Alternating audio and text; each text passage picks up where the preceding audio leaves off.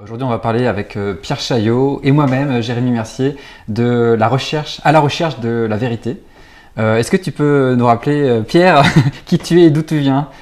Alors oui, moi je suis statisticien, donc sur Cara, j'ai déjà été interviewé quelques fois, donc il doit y avoir quelques personnes qui savent qui je suis. Donc je suis statisticien français et j'ai une petite chaîne YouTube qui s'appelle Décoder l'écho, qui doit tourner depuis presque maintenant 10-15 ans, où je parlais initialement d'économie, donc c'est pour ça que ça s'appelle Décoder l'écho et pas Décoder les Covid. Mais là, je me suis plutôt fait connaître à partir de l'escroquerie covidienne, où j'ai commencé non plus à faire de l'économie, mais plutôt de la démographie. Voilà. Et toi, Jérémy, tu viens d'où? Alors moi, je suis français également, je suis éducateur en santé, je suis ravi d'être ici en Suisse aujourd'hui. Et donc moi, ce qui m'a intéressé au début, alors je suis chimiste de formation à l'École normale supérieure de Lyon, et après j'ai fait un doctorat en recherche environnementale. Et au début, ce que je voulais comprendre, c'était les enjeux environnementaux. Et j'ai eu de grosses désillusions pendant ma thèse où j'ai découvert l'arnaque d'une grande partie des thématiques environnementales qui étaient présentées comme comment dire, en particulier autour du changement climatique, puisque ma thèse était sur les agrocarburants ou les biocarburants, comme on les appelait à l'époque. Et j'ai découvert donc l'arnaque de pas mal de sujets autour de ces thématiques environnementales. Et c'est là que j'ai aussi été confronté à la puissance des lobbies. Et donc j'ai changé, j'ai bifurqué en ayant en tête qu'il y avait quand même de sacrés problèmes au niveau environnemental, et je me suis beaucoup intéressé à la santé puisque j'avais fait le choix à l'époque, il y a 16 ans, de devenir végétarien et pendant ma thèse, et ça m'a amené à explorer à fond les thématiques de santé et donc à faire déjà avant l'épisode Covid pas mal de vidéos sur la santé. Et puis quand Covid est arrivé, là ça a été entre guillemets l'explosion, puisque j'ai pas arrêté de dénoncer le truc depuis le début, en découvrant au fur et à mesure que peut-être je me plantais aussi sur certains points. Donc j'ai affiné, et tu fais partie des gens qui m'ont aussi inspiré à affiner cette compréhension, et toujours dans cette quête de recherche de la vérité. Voilà. D'ailleurs, c'est intéressant sur ta thèse, parce que quand tu fais une thèse, tu n'es pas tout seul. Non. Il y a d'autres thésards avec toi qui sont confrontés aux mêmes données, à la même recherche. Et comment se sont comportés les autres thésards qui étaient avec toi, et parce que toi tu as découvert que ça n'allait pas, le récit n'allait pas. Pourtant je suppose que quand tu fais une thèse en environnement, on attend quand même de toi un certain résultat, enfin un certain discours. Et donc toi du coup tu considères que ça va pas, donc ta thèse tu l'orientes d'une certaine manière, je suppose.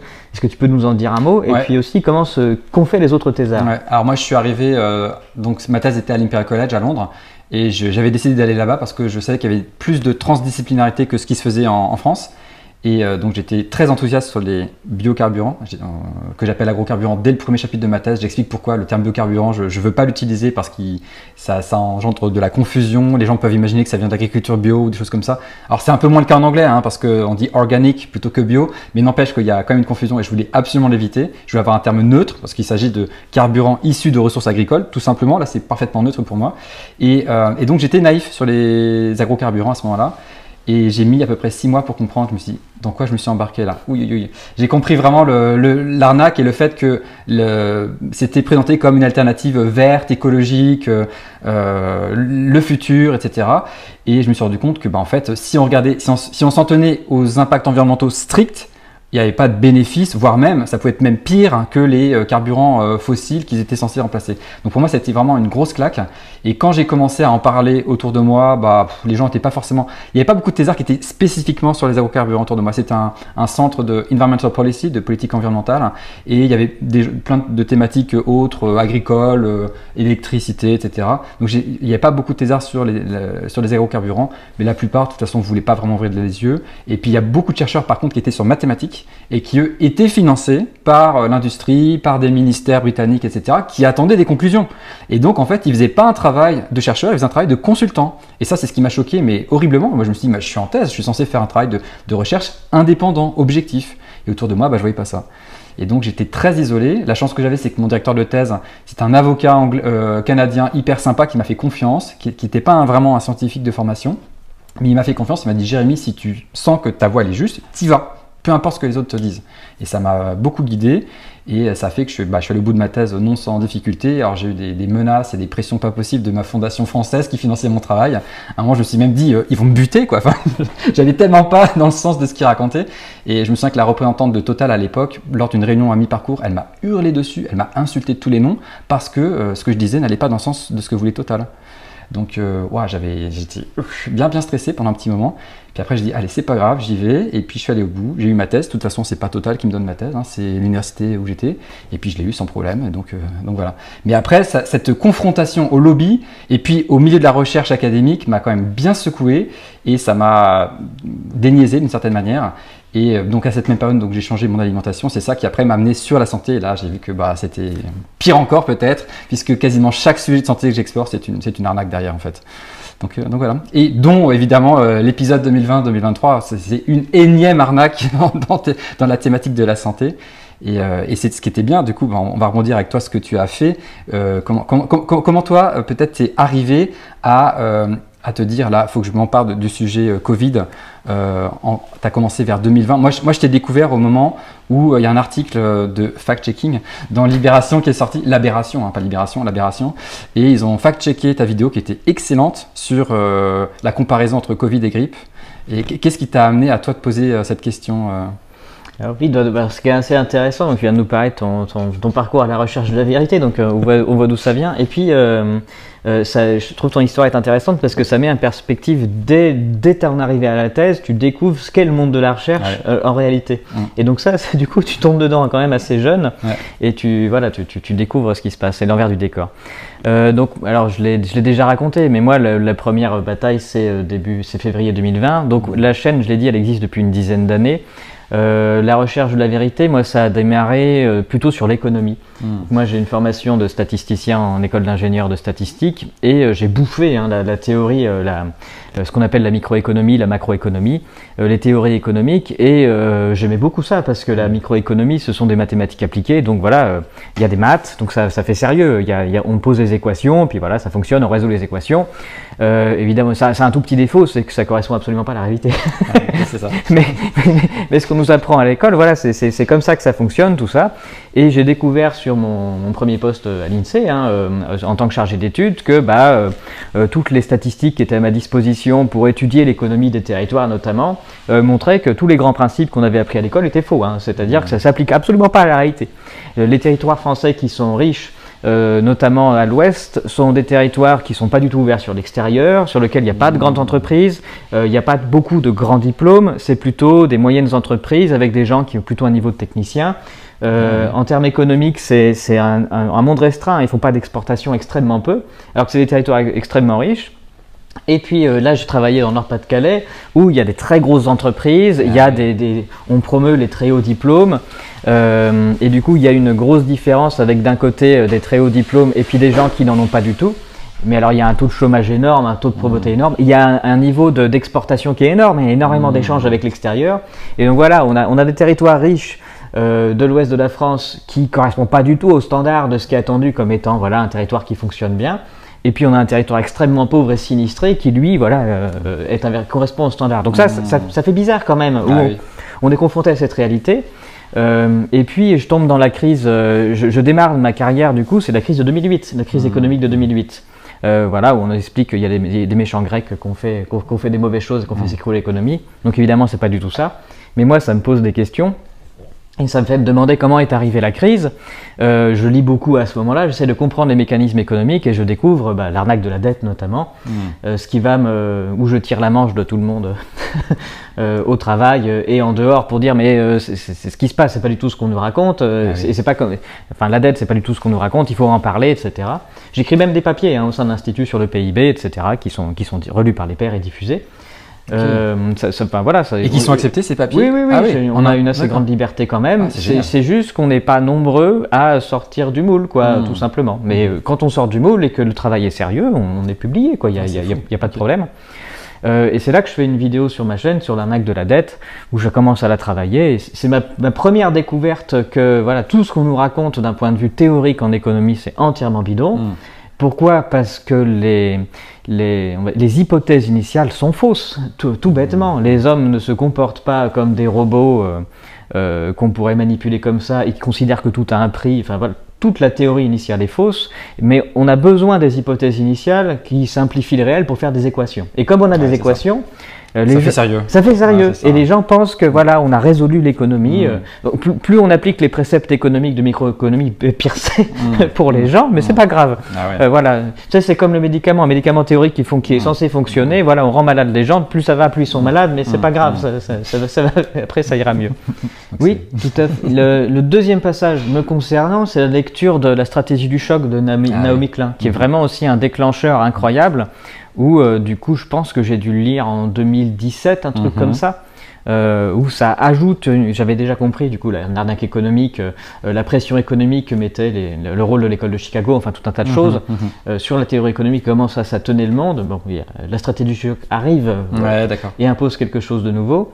Donc je continue les petites vidéos et février 2020, je publie la vidéo qui s'appelle l'arnaque du coronavirus qui va payer, point d'interrogation. Ah oui, ok. Et donc tu étais encore sur la partie économique du coup là, mais de la crise présentée comme sanitaire. Oui, et du coup je fais un lien avec la démographie en expliquant que quand on est en février 2020,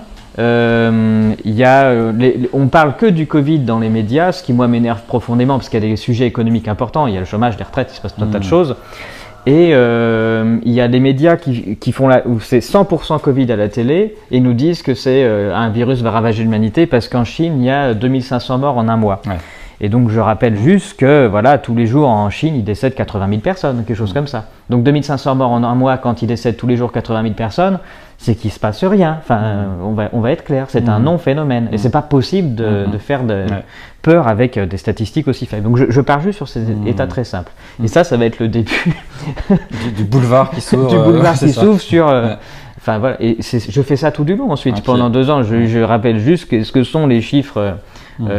Pour que les gens arrêtent de regarder, il y a Salomon qui fait il y a 300 morts du Covid aujourd'hui, etc. Et je rappelle juste combien il y a de morts en France tous les jours, entre 1500 et 2500 tous les jours. Donc si on annonce 300 morts dans la journée, c'est qu'une fraction des morts d'habitude et c'est tout, quoi. C'est aussi quelque chose qui m'avait choqué à l'époque, c'est ce décompte des morts, alors que quand on remet les choses en perspective, c'est un non-phénomène. Et puis c'est ciblé, c'est focalisé sur quelque chose qui ne mérite pas d'être mentionné, sauf quand effectivement on dépasse la mortalité normale, mais cette mortalité normale, ce surplus de mortalité est artificiel, il est créé par la politique en question. Je voulais juste revenir sur un mot, sur un petit truc, tu as parlé de la stratégie du choc. Alors moi j'ai pas lu le livre, mais j'avais vu le documentaire qui a été fait à partir du livre, je crois que c'était en 2015 au moment des attentats à Paris. Et en fait quand j'ai vu ce documentaire, je me disais, c'est marrant, on dirait que l'actualité française est inspirée de ce livre et de cette façon de faire. Et ça m'a quand même pas mal ouvert les yeux aussi sur comment dire, ce cynisme de la politique, où que ce soit, pas que aux États-Unis, même si les États-Unis sont d'excellents utilisateurs de cette stratégie du choc, mais en France aussi on a des bons, ils sont pas mauvais du tout, c'est des très bons élèves, je trouve. Oui, et même si beaucoup de gens connaissent la stratégie du choc, c'est assez intéressant à quel point on a quand même du mal à se l'appliquer à nous-mêmes. C'est-à-dire que d'ailleurs c'est la deuxième vidéo de ma chaîne qui l'a fait vraiment décoller, c'est quand je publie le vrai danger du coronavirus, la stratégie du choc. Donc là je la publie quasiment le jour du confinement, tellement pour moi le confinement c'est le choc de Naomi Klein. Évidemment. Et ça résonne tellement par rapport à ce livre-là que je fais la vidéo dans la journée et je la publie. Ah, ok. Et c'est là d'ailleurs que je découvre la censure. Ah oui, cette vidéo a été censurée? Ah non, shadowbannée, c'est ça plutôt? Alors elle a d'abord été retirée d'internet par YouTube. Mais il n'y avait pas de règle coronavirus à cette époque-là. En plus, je dis même pas que le coronavirus n'est pas dangereux. Enfin, je dis absolument rien d'un point de vue médical ou viral. Je dis juste c'est un choc au sens Naomi Klein. Et il le retire d'internet et j'écris, je fais une réclamation en disant je comprends pas. Enfin, il n'y a aucune règle que je contreviens aucune règle avec cette vidéo. Et la visibilité de cette vidéo partait mais vraiment dans les tours. On était à 300 000 vues. Tu tapais coronavirus choc, tu étais premier résultat Google. Enfin, c'était vraiment. Elle était promue parce que comme elle avait du succès. Et là, elle est retirée. Et quand ils la remettent, elle n'est plus trouvable. Mais sur Google, sur YouTube, même si tu mettais mon nom, tu mettais le nom de la chaîne, tu mettais la stratégie du coronavirus, fallait aller en deuxième page Google pour la trouver. C'est fou. Et du coup, on voit la progression en termes de visibilité. Voilà, c'est viral. Donc on a la courbe en cloche qui monte, ça s'arrête d'un coup et puis après ça repart pas. Bien sûr, ok. Ah super. Moi j'ai découvert la censure de YouTube plus tard en fait, ou même de Facebook aussi. Le lendemain du confinement, j'ai commencé à faire plein de vidéos alors c'était dans mon groupe Facebook privé que je venais de créer, Déconfine ta santé. Bon voilà, je sais pas si le titre est génial, mais bon c'est ce que j'ai trouvé à l'époque, j'ai gardé ça. Et j'ai commencé à faire des lives tous les jours quasiment pour rassurer les gens. Je leur dis mais c'est n'importe quoi ce qui se passe. J'étais abasourdi que les gens obéissent. Au début moi j'ai cru j'étais naïf, hein. J'ai cru qu'en France, comme les Français n'avaient pas été très motivés par H1N1 à l'époque, en 2009-2010, il y a eu un taux de vaccination très très faible, un des plus faibles d'Europe, je pense, à l'époque. Roselyne Bachelot avait acheté des quantités de vaccins qu'elle a dû refourguer aux Africains sous forme de dons, hein, c'est toujours comme ça. Oui, COVAX. Voilà, c'est le principe COVAX. le principe COVAX. Bref, donc ça avait été une arnaque qui avait été bien gérée de la part de la population française. Je m'étais dit, ah, résistant gaulois, trop bien, génial. 2020 arrive, je me dis, bah, ça va être pareil. Sauf que la stratégie du choc a été améliorée. et donc, effectivement, le confinement, bah, là, c'était nouveau. Et le discours des médias a fait que bah, les gens ont vraiment eu peur cette fois, sont restés chez eux, se sont enfermés, regardaient la télé en permanence, ils avaient que ça à faire en plus, parce qu'il y avait ce nouveau confinement. Et puis, rapidement, se sont mis à applaudir à leur balcon pour remercier leur bourreau. Enfin, j'ai trouvé ça un délire total, et ça m'a fait beaucoup de peine, ce qui a motivé aussi ma décision de quitter la France lors du deuxième confinement, puisque j'étais prévenu j'étais prévenu un mois à l'avance de la date précise du deuxième confinement fin octobre 2020, alors qu'à ce moment-là, personne ne parlait de ça et personne n'imaginait même qu'on allait refaire ça. On s'était dit, ah bon, on a fait un premier confinement, alors ça n'a pas exactement aplati la courbe dont il parlait en 15 jours, puisque ça a duré quasiment 2 mois le truc, et même pendant l'été, ils nous faisaient peur, ils ont joué sur les peurs des gens en les remasquant, ils ont même réussi, et ça c'est un coup de génie je trouve, d'avoir fait croire qu'il y avait une pénurie de masques pour que les gens les réclament eux-mêmes, qu'ils se musellent eux-mêmes. J'ai trouvé ça extraordinaire. Et puis c'était grossier pour moi, et je comprenais pas que ça n'apparaisse pas comme grossier pour les autres. Et donc bref, j'ai quitté la France pour l'Estonie fin octobre 2020, puisqu'à ce moment-là c'était un des pays accessibles les plus libres en termes de Covid. Je ne regrette pas du tout cette décision. Mais c'est vrai que ça m'a permis aussi, c'était l'objectif, c'est d'avoir plus de temps pour pouvoir m'occuper de cette recherche de vérité, parce que je me suis dit, si je suis tous les jours confronté à la bêtise du système, à devoir protéger mes filles de ce totalitarisme, bah, j'aurai pas le temps de faire ce que je veux faire. Donc je me dis, en Estonie, je vais pas être emmerdé, et je vais pouvoir faire mes recherches et passer du temps là-dessus, et parce que c'était pour moi ce qui est le plus important, et ça me permettait aussi évidemment de faire en sorte que mes filles aient une expérience super agréable quand même pendant cette période estonienne. Donc ça c'était voilà, et je pensais naïvement encore une fois que plein de gens allaient faire ça, mais pas du tout, pas du tout. C'est une infime minorité des gens qui ont quitté la France ou qui ont cherché un endroit plus sain et moins délétère. Mais non, c'était une toute petite minorité. Et parmi les gens que j'ai rencontrés en Estonie, il y avait une famille qui avait quitté la France. Et eux aussi, ils pensaient que toute l'école, les gens allaient refuser les muselières pour les enfants. Évidemment, les petits de 6 ans, etc., les gens allaient se rebeller. Non, pas du tout, personne. Donc c'est les seuls qui avaient retiré leur fille et qui étaient en CP pour pas qu'elle soit muselée toute l'année. Et après, ils se sont dit, mais ils sont tous complètement barges, on se casse. Ils sont pareils, ils sont allés en Estonie aussi. Mais c'est un exemple infime, c'est anecdotique, quoi. C'est très peu de gens. Du coup, tu viens de parler il y a 2 grosses difficultés de la recherche de la vérité. La première, c'est de faire face au prétendu consensus. C'est-à-dire que quand on est en recherche de la vérité et qu'on se rend compte qu'on nous raconte des conneries, on fait face à une grosse résistance qui est naturelle de la part des gens qui se disent mais voilà, c'est trop dur, on peut pas croire à tout ça. Ça, à la limite, c'est pas très grave, mais en fait, on est confronté à une censure. On est shadowbanné, nos chaînes sont fermées. Il se passe tout un tas de choses comme ça, on a des pressions terribles. Pour le fait, et puis aussi sur la vie personnelle, c'est-à-dire d'être confronté à une autre réalité. Toi, vu que tu as ton entreprise, tu pouvais partir aussi tout en conservant une certaine activité. Moi, par exemple, qui dépend de mon employeur, en l'occurrence l'État français, c'est plus compliqué de partir, ou alors faut tout perdre. Et même pour les enfants, c'est-à-dire que nos enfants, par exemple, nous on était contre les masques évidemment, mais ils sont à l'école. Par exemple pour les masques, il était assez facile de trouver des médecins en France. Alors pour se faire vacciner, ça on trouve, ils voulaient tous vacciner. Mais pour les masques, il y avait beaucoup de médecins qui n'étaient pas fans de l'idée de masquer les enfants. Et c'était assez facile en France de trouver un médecin qui faisait un certificat médical pour asthme ou n'importe quoi, mais pour que l'enfant ne porte pas de masque. C'était assez facile.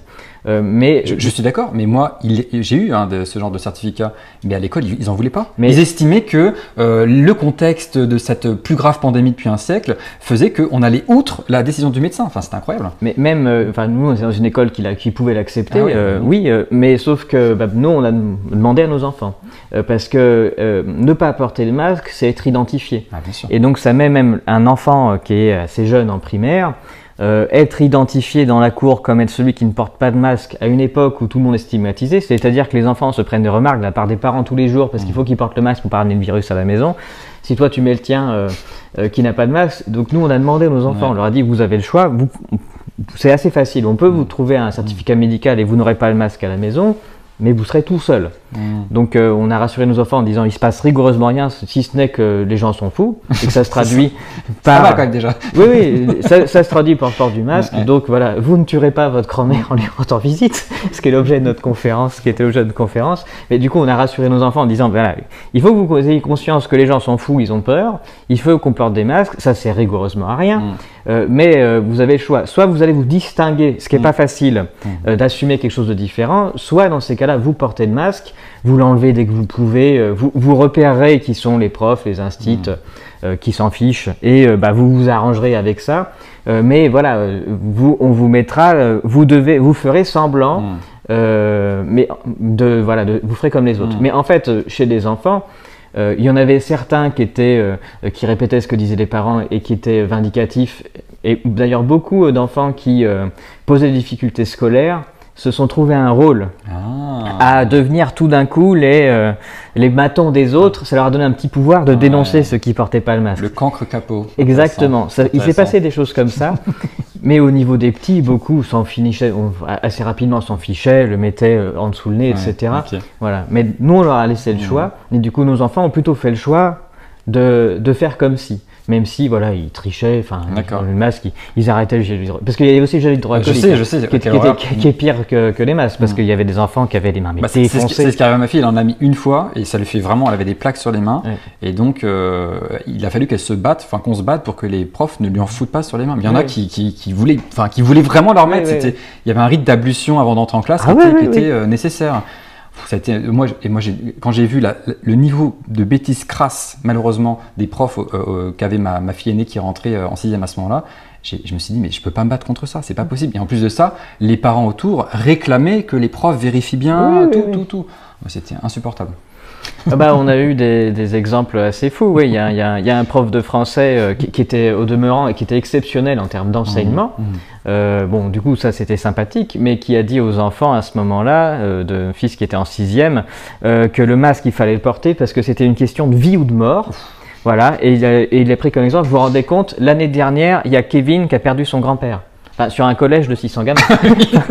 C'est-à-dire que voilà, un gamin qui perd son grand-père dans un collège, ça doit arriver une fois de temps en temps, quoi. Mais voilà, il y a une déconnexion totale entre le virus est dangereux parce qu'il y a un gamin qui a perdu son grand-père. Enfin, voilà, on en était là. C'était vraiment dingue. En tout cas, moi, ce qui m'a motivé après, c'était de parler autant que je pouvais de ces histoires-là, après de commencer à faire des recherches avec Denis Rancourt et puis d'avancer sur la compréhension de l'événement et de voir ce qui était naturel, ce qui était artificiel dans la mortalité et puis de se rendre compte assez rapidement que c'était une escroquerie sans nom. Et après, moi j'ai beaucoup aimé t'avoir plusieurs fois dans mon émission Science en conscience que j'animais pour Réinfo Covid à partir de début 2021. Et il y a un moment où je me suis dit, c'est très bien de critiquer ça, mais il y a un truc qui est encore plus fort, et c'était le sujet de la conférence qu'on a faite ensemble il y a quelques jours, c'est est-ce qu'on n'est pas en train de nous mener en bateau avec cette histoire de virus? Et l'idée d'ailleurs, je remercie Denis Rancourt pour ça, c'est lui qui m'a motivé à lire Virusmania, c'est un livre écrit par 4 personnes, Klaus Köhnlein, Thorsten Engelbrecht, Samantha Bailey, qui est une médecin néo-zélandaise dont j'adore les vidéos, et Stefano Scoglio, que j'ai invité, c'est un Italien, on a fait une émission avec Jean-Jacques Rêvecoeur et lui en novembre 2023, je crois. Bref, donc ce bouquin pour moi était un vrai gros choc et il m'a permis, moi personnellement, de me dire qu'en fait, cette notion de virus elle-même est problématique. Voir la maladie de cette façon-là, ça permet de ne pas se poser de questions, de ne pas se poser les bonnes questions en tout cas. Et c'est là que j'ai compris que c'était un piège dans lequel s'était enfermée une grande partie de la résistance. Et ce qui m'a fait énormément plaisir, c'est que toi, tu étais dans ce piège-là un moment et tu en es sorti. Et on n'est pas très nombreux en fait à être sortis de ce piège. Et c'est pour ça que j'ai envie qu'on en parle plus de ce sujet parce que il est fondamental. Alors même si on ne peut pas avoir des certitudes absolues sur les mécanismes, comment ça se passe, etc. Ce qu'on peut dire, c'est que ce qu'on a appelé Covid, ça n'a rien à voir avec un virus. Ça n'est pas le sujet. Et j'ai envie de dire même, focaliser sur la pandémie de Covid, c'est nourrir le récit dominant de il s'est passé quelque chose de très grave, il fallait soigner les gens, ils l'ont mal fait, ils sont pas compétents, etc. C'est pas ça. C'est un coup politique, c'est un coup d'État, ça n'a rien à voir avec la santé, ça n'a rien à voir avec un virus. Et ça, c'est vraiment un message que je veux porter de plus en plus parce que il me paraît essentiel. Autrement, on se fourvoie complètement et puis on devient l'opposition préférée des autorités, j'ai envie de dire, dans ce discours-là. Tout à fait. D'ailleurs, on est en train de parler de la recherche de la vérité, et ça, c'est un frein dont on n'a pas encore parlé, c'est-à-dire le frein de l'acceptabilité. Il y a aussi des gens qui parlent de fenêtre d'Overton, c'est-à-dire qu'il y a tout un tas de résistants pour qui c'est beaucoup trop loin, ils ne veulent pas en entendre parler, il y a bien eu un Covid, il y a bien eu un virus. Voire même, ça discréditerait la résistance que de parler de ça. Et ça, c'est le deuxième niveau, c'est-à-dire qu'il y a tout un tas de résistants, même de médias résistants, qui refusent d'en parler parce qu'ils ne veulent pas discréditer la résistance en disant ça va trop loin, ça les gens n'y adhéreront pas. C'est-à-dire qu'ils portent des limites à la vérité. Et la vérité devient, non, c'est plutôt l'acceptabilité qui compte. C'est ça. Et c'est-à-dire, on a quand même beaucoup de groupes de résistants qui se sont plaints que les gouvernements fassent un consensus et parlent d'un consensus scientifique et qu'il fallait démonter ça parce qu'il fallait discuter.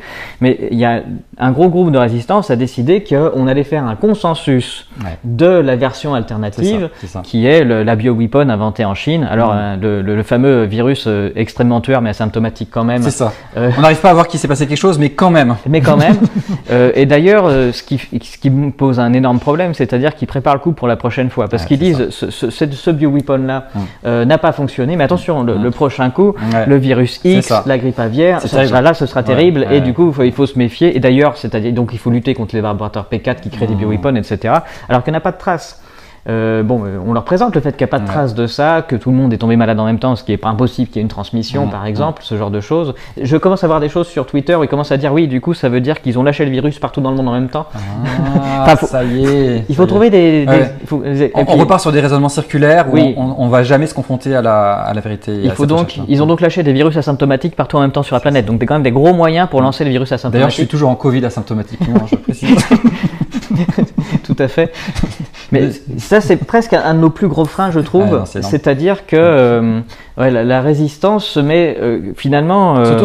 S'auto-censure et du coup copie humainement le mécanique en face. Exactement. Ce qui moi me fait penser quand même qu'en face, il y a peut-être des gens qui pensent, on va dire, qui réfléchissent au coup d'une certaine manière, mais que l'écrasante majorité de la partie… des gens dans les médias, des politiques, etc., ne comprennent rien.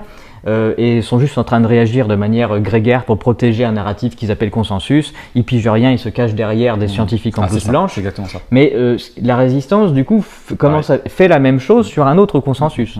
Ce qui, finalement, annule complètement toute recherche de vérité, une fois qu'on s'est plus ou moins mis d'accord de manière démocratique, je ne sais pas trop comment d'ailleurs, pas trop démocratique d'ailleurs, sur une version alternative à laquelle il faut adhérer de manière définitive. Alors après, moi je trouve aussi que et derrière tout ça, il y a une démarche personnelle de recherche de vérité qui prend un certain temps et tout le monde c'est comme la maladie, elle se déclare pas tout de suite selon là où les gens en sont, comme les scorbut, il y a des gens qui tombent malades puis après d'autres et puis c'est pas parce qu'il y en a un qui est tombé malade que les autres tombent malades, c'est pas lui qui est responsable des autres maladies, mais en tout cas dans cette recherche de vérité, on n'est pas tous au même niveau et ça prend du temps, enfin ça demande des remises en question, ça peut demander des lectures, de regarder des vidéos, se poser, accepter qu'on s'est planté et qu'on a dit des bêtises et que c'est pas grave, l'erreur est humaine, par contre c'est persévérer qui est diabolique.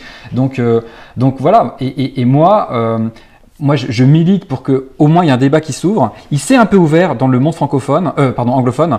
En francophonie, un peu moins. On commence doucement, tranquillement. D'ailleurs, ton livre a été traduit en anglais et préfacé par Sam Bailey, c'est génial. Donc, non, mais moi, ce qui me fait plaisir, c'est de voir qu'en tout cas, ce mouvement prend de l'ampleur. On a fait cette première conférence ensemble début juillet à Nantes. Il y avait pas mal de monde et les gens étaient quand même bien ouverts à ça. Il y avait même des médecins dans la salle et qui étaient vraiment intéressés par le sujet. Donc, il y a un débat qui commence à s'ouvrir. On vient de faire cette deuxième conférence à Aubonne en Suisse, qui était très chouette aussi. Il y en aura peut-être d'autres après, peut-être en Alsace au mois d'août, on verra. Mais en tout cas, l'idée, c'est qu'il y ait ce discours qui puisse exister. Alors, bien sûr, à Nantes, des soi-disant antifascistes ont voulu censurer notre conférence d'extrême droite, parce que parler de virus, c'est extrême droite. Voilà. Remettre en question ça, c'est la définition de l'extrême droite, d'ailleurs, je crois. Bref, le gros délire. Mais en tout cas, ce que je trouve bien, c'est que ce débat, il s'ouvre, les gens sont intéressés, et moi, mon objectif, en tout cas, c'est de semer quelques graines et voir. Il y a des gens chez qui le terrain est complètement stérile, donc il va rien se passer, mais chez d'autres, je pense que ça va pousser de plus en plus. Oui, et puis on n'est pas réfractaire aussi au fait que quelqu'un nous finisse par nous montrer scientifiquement qu'il a prouvé quelque chose et qu'on a tort. Bien sûr. D'ailleurs, on n'a pas tort, puisque dans le sens où on dit juste qu'il n'y a rien qui a été prouvé correctement, on ne dit pas les virus n'existent pas. D'ailleurs, on ne peut pas le dire. On ne peut pas le dire scientifiquement. Mm. C'est juste qu'on dit que les méthodes qui sont utilisées aujourd'hui pour prétendre on a isolé le virus, c'est malheureusement la vidéo de Nexus qui a été proposée, c'est pas scientifique du tout. La démarche n'est pas scientifique, c'est même ascientifique, parce qu'en fait ce sont des postulats de départ où on prend comme hypothèse des choses qui nous arrangent, parce qu'on veut défendre une théorie, et puis ensuite on met en place des techniques que pour aller dans le sens où on s'auto-valide. Et on met pas d'expérience de contrôle, on prétend avoir vu des trucs sans jamais avoir prouvé ce que c'était vraiment. Ce sont des expériences de plus en plus complexes, parce que comme il n'y a rien qui marche de manière naturelle et simple, parce que normalement la base de la science, normalement en science on doit mettre en place des expériences simples et reproductibles pour que chacun puisse les faire, et ça doit marcher. Là ça marche pas, donc on fait des choses de plus en plus compliquées avec des techniques de plus en plus complexes pour uniquement s'auto-valider en permanence. Donc c'est pas une démarche scientifique. Et quelque part ça noie le poisson aussi, parce que comme personne n'y comprend plus rien, oui, on est obligé de faire confiance à la personne avec sa blouse blanche ou son t-shirt, je sais plus sa quoi. Sa barbe et ses cheveux longs. Répète. Sa barbe et ses cheveux longs. Ah oui, ça.